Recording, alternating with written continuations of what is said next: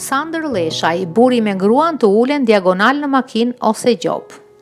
Ministri i Brendshëm Sandër Lleshaj ka treguar se përse është vendosur rregulli i qëndrimit diagonal në makinë edhe me të afërmit. Ai rrëfeu se efektivët nuk mund të dinë raportin mes shoferit dhe pasagjerit.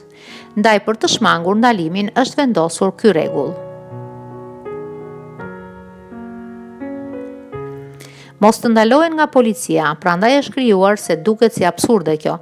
Punojnësi i policisë nuk ka nga ta di se çfarë janë burrë grua, apo është thjesht një person që është marrë rastësisht rrugës. Për të evituar ndalimin është vendosur ky rregull, tha ai.